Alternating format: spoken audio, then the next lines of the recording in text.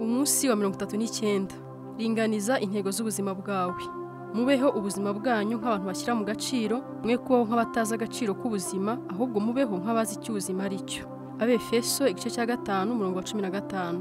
Ntimureke ingeso mbi z'abanyabyaha zibakururira mu nzira iyobye ngo bibateshe gushikama kwanyu. Petero wa 2 igice cya 3 umurongo wa 17.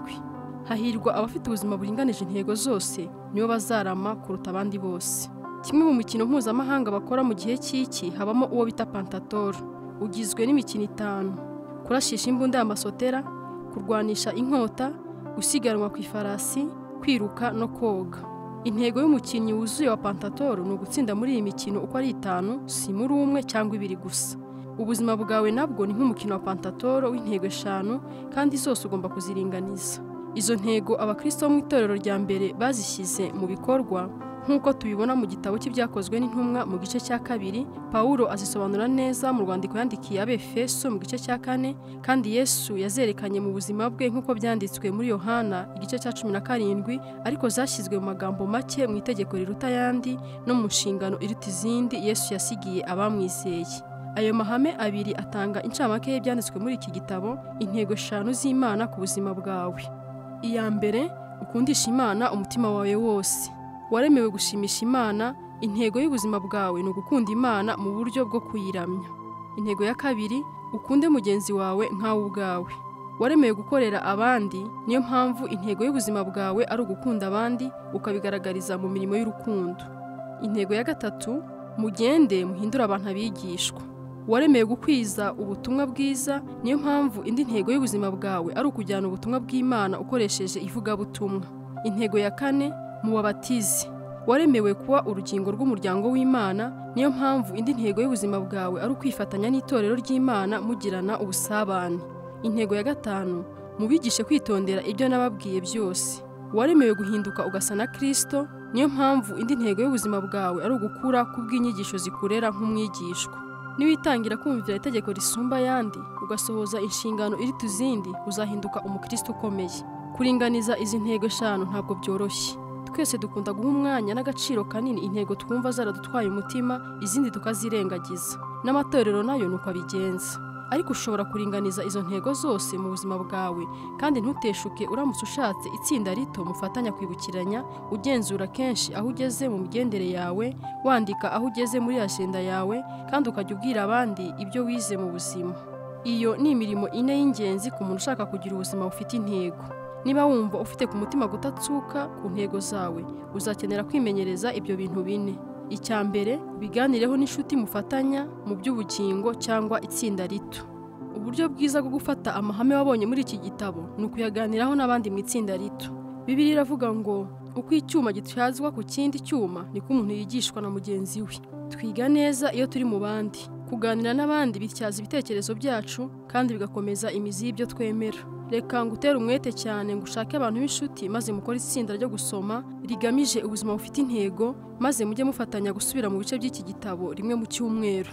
Muganire ku byo mwize muri buri gice n'uburyo mwabishyira mu bikorwa. Mugende mwibaza muti twabikoraho iki? None se tubigire dute? Ibi birashaka kumbwira iki mu buzima bwanjye, mu muryango wanjye, mu itorero ryanjye? Ese ngiye kubikoraho iki? Paulo yaranditse ngo ibyo mwize aba ari byo mukora. Mu mugereka wa mbere w'iki gitabo nabateguriye ibibazo mwakoresha mu matsinda mato cyangwa se mu nyigisho zo ku cyumweru. Itsinda rito rifite umumaro munini urenze ibyo wakura mu gitabo. Ushobora gutanga ibitekerezo kandi ukunguka ibindi ku byo wize. Mushobora kuganira ku ngero zifatika zivuye mu buzima bwa buri munsi. Mushobora gusengerana, mugaterana umwete mu buryo bwo gushyira mu bikorwa izi ntego. Mujye mwibuka ko twagenewe gukura dufatanyije aho gukura buri wese ari nyamwigendaho. Bibiliya iravuga ngo muhumurizanye kandi muterane inkunga. Nimurangiza gusoma iki gitabo mu itsinda ryanyu, mushobora gutekereza ku buryo mushobora gufata izindi nyigisho ku buzima bufite intego zo gufata amatsinda musanga mu mugereka wa 2 w'iki gitabo. Ndagushishikariza kandi kujya usoma ukiga Bibiliya uri wenyine. Nagushyiriyeho umugereka ukwereka imirongo irenze 1000 nakoresheje muri iki gitabo kugira ngo ushobore kuyisomera mu gice ibonekamo. Usome kandi umugereka wa 3 w'iki gitabo ugusobanurira impamvu nakoresheje uburyo bwinshi bwo guhindura Bibiliya.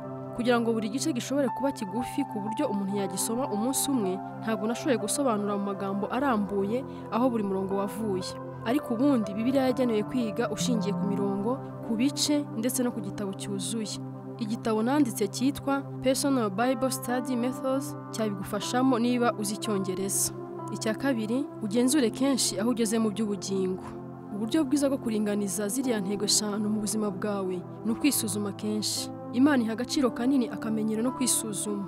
Inshuro zigera kuri 5 Bibiliya itubwira ko tugomba kwisuzuma tukagenzura ubuzima bwacu bwo mu mwuka. Bibiliya iravuga ngo mwisuzume ubwanyu mumenye niba mushikamye mu byizerwa.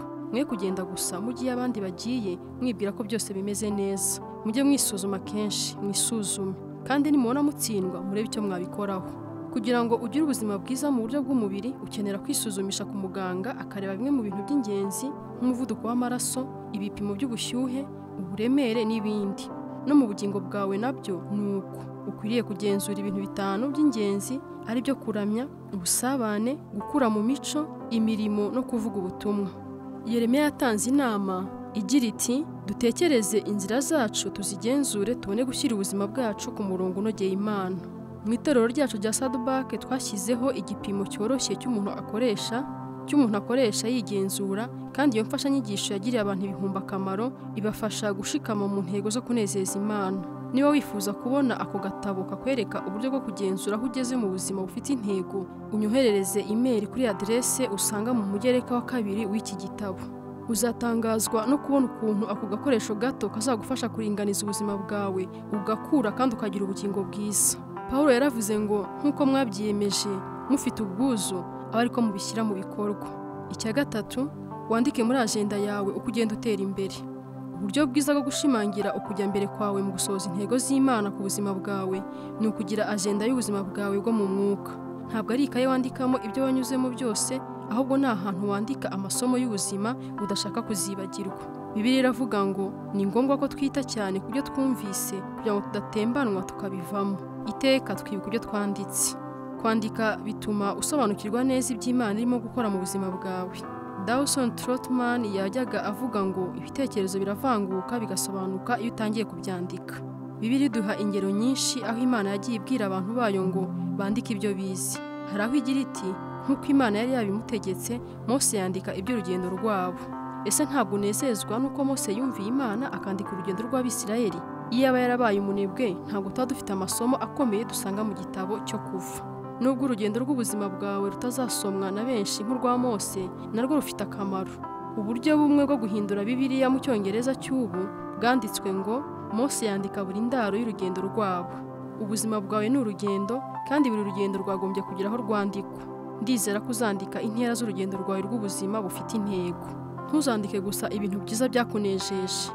Nk'uko Dawidi yabigenje, ujye wandika gushidikanya kwawe, ubwoba n'intambara unyuramo mu rugendo rwawe n'Imana. Amasomo akomeye y'ubuzima bwacu nayo dukora mu mibabaro, kandi Bibiliya ivuga ko Imana yo yandika n'amarira yacu. Igihe cyose habayeho ibibazo ujye wibuka ko Imana ibikoresha kugira ngo isohoze za nshingano 5 zose mu buzima bwawe. Ibibazo bigutera gutumbira Imana, bigatuma wegerana n'abandi mu busabane, bikubaka muri wowe imico nk'iya Kristo, bikaguha uburyo bwo gukora ibikorwa by'urukundo, kandi bikaguha ubuhamya. Buri kibazo cya gifite intego. Mu gihe ari mu bibazo bimuruhije, umwanditsi wa Zaburi yagize ati wandikire ab'igihe kizaza ibyo Uwiteka yakoze kugira ngo bazavuka bazasingize Uwiteka. Uzaba ugiriye neza abazaza nyuma yawe niwandika ubuhamya bw'uburyo Imana yagufashije gusohoza imigambi yayo ku isi. Ni ubuhamya buzahora buvuga n'igihe uzaba wararangije urugendo uri mu ijuru. Icya kane, ugeze ku bandi ibyo wamenye. Niba ushaka gukomeza gukura, uburyo bwiza bwo kwiga ibindi byinshi ni kugeza ku bandi ibyo wamaze kwiga. Igitabo cy'imigani kiratubwira ngo uhesha abandi umugisha nawe azahabwa umugisha mwinshi. Abafasha abandi nabo bazafashwa. Abageza ku bandi by'Imana yabigishije izabaha ibindi birenzeho. Noneho ubwo wasobanukiwe n'intego z'ubuzima, ni umurimo wawe kugeza ku bandi ubwo butumwa. Imana iraguhamagarira kuba intumwa yayo. Paulo yaranditse ngo ndashaka ko ibyo bintu uzabibwira abigishwa babiringirwa bashobora nabo kubibwira abandi. Muri iki gitabo nakugejejeho ibyo abandi banyigishije ku ntego z'ubuzima, ubu noneho nawe ni umurimo wawe kubigeza ku bandi.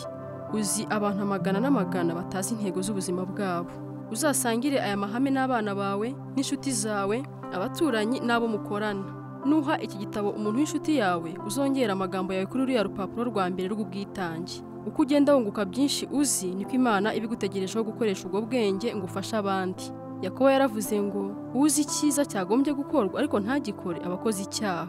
Kumenya bikongerera inshingano, ariko kugeza ku bandi intego y'ubuzima ntabwo ari inshingano gusa, nimwe mu migisha ushobora guhabwa mu buzima. Tekereza nawe ukuntu isi yahinduka buri muntu wese aramutse azi intego y'ubuzima bwe. Pawulo yaravuze ngo niwigisha bene data ibi uzaba ubaye umugaragu mwiza wa Kristo Yesu. Intego ya byose ni icyubahiro cy'Imana. Impamvu tugeza ku bandi ibyo twize ni ukugira ngo Imana ihabwe icyubahiro kandi ubwami bwayo bwaguke. Ijoro mbere y'uko abambwa, Yesu yahaye raporo Imana se agira ati, nakubahishije mu isi kuko narangije umurimo wampaye gukora. Igihe Yesu yasengaga ayo magambo yari atarapfira ibyaha byacu, ubwo se umurimo yari yararangije wari uwuhe? Muri ayo magambo agomba kuba yaravugaga ikindi kitari ukuducungura. Igisubizo kiri mu byo yavuze mu mirongo 20 ikurikiraho mu isengesho rye. Yesu yabwiye Imana Data ibyo yarakoze muri iyo myaka 3 irangiye, gutegura abigishwa be ngo babeho basohoza imigambi y'Imana. Yari yarabafashije kumenya no gukunda Imana, ari byo kuramya, yari yarabigishije gukundana, ari byo ubusabane, yari yarabahaye ijambo ry'Imana ngo bashobore gukura bagere ku kigero gishyitse, ari byo kuba bigishwa, yari yaraberetse uburyo bwo gufasha abandi, ariyo mirimo y'urukundo, kandi yari yabohereje kubwira abandi ivugabutumwa. Yesu yari icyitegererezo cy'ubuzima bufite intego, kandi yigishije abandi uburyo bwo kugira bene ubwo buzima nabo. Uwo ni wo murimo yavugaga uzazanira Imana icyubahiro. Uno munsi Imana ihamagarira buri wese muri twe gukora uwo murimo. Imana ishaka ko tugendera mu ntego zayo, ariko ikanashaka ko dufasha abandi ngo nabo babeho batyo. Imana ishaka ko tuzana abandi kuri Kristo, ishaka ko tubamwegereza ngo bagirane ubusabane, tukabafasha gukura kandi bakamenya umwanya wabo mu murimo w'Imana, kandi bagasohoka bakajyana ubutumwa mu bandi. Ubwo nibwo buzima bufite intego. Uko waba ungana kose, imyaka ushigaje yo kubaho ishobora kuba imyaka myiza cyane, kuko ushobora gutangira kubaho ubuzima bufite intego guhera uyu munsi. Gutekereza ku ntego y'ubuzima bwanjye. Ingingo yo kuzirikana.